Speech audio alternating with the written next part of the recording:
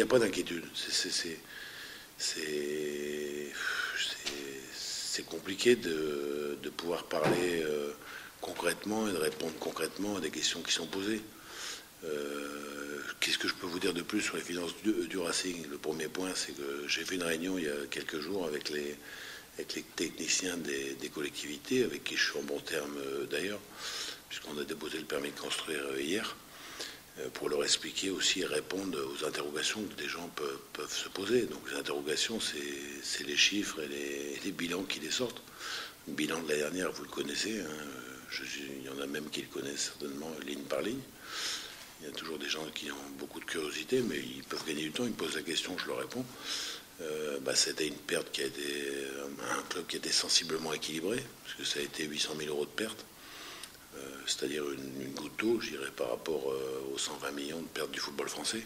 Cette année, ça sera aussi un club qui sera équilibré, et si jamais le club raté, je dirais, ces 11 matchs, que je ne pense pas un seul instant, ça sera aussi un club qui va repartir, et qui va pas repartir en national ou en DH, qui repartira dans la division dans laquelle il sera concerné, avec des éléments financiers clairs et nets, et qui nous permettront bien entendu de continuer ce club qui existe depuis 100 ans. Donc qu'est-ce que vous voulez que je vous dise de plus? Je ne vais pas vous dire qu'on a perdu 20 millions l'année dernière alors qu'on a perdu 800 000 euros. Je ne vais pas vous dire qu'on va en perdre 30 cette année alors qu'on aura des comptes équilibrés. Bon, maintenant, ceux qui mettent en doute ma parole, et ils vont attendre le bilan 2010-2011, puis ils attendront le bilan 2011-2012.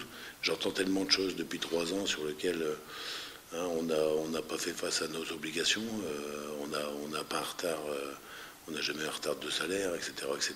Donc on est sur ce qu'on a prévu, avec des recettes qui ont été prévues au moment T, avec des dépenses qui ont été prévues au moment T, qui ont été diminuées dans les frais de fonctionnement du club, comme d'ailleurs beaucoup de clubs font. Hein. C'est pas un mérite qui revient à Lens. Hein. Je crois qu'il y a une quinzaine de clubs qui sont dans la même réflexion sur le modèle économique tel qu'on le vit aujourd'hui.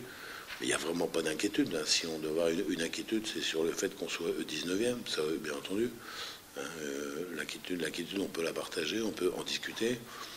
Bon, l'inquiétude, ça ne suffit pas non plus pour trouver les solutions. Hein. Moi, je connais des gens, ils ont été tellement inquiets toute leur vie qu'ils sont morts inquiets. C'est quand même terrible de mourir inquiet, quoi. Moi, j'ai pas envie de mourir, je vous dis tout de suite. Et même si je suis concentré sur les difficultés sportives, j'ai pas d'inquiétude outre mesure sur ce qui se passe en interne ou autour du club. Donc voilà, on va simplement s'inquiéter de nous remettre dans le bon sens après le match qu'on a raté samedi, point final. Et le match qu'on a raté samedi, on n'est pas là pour en parler pendant non plus 15 mois.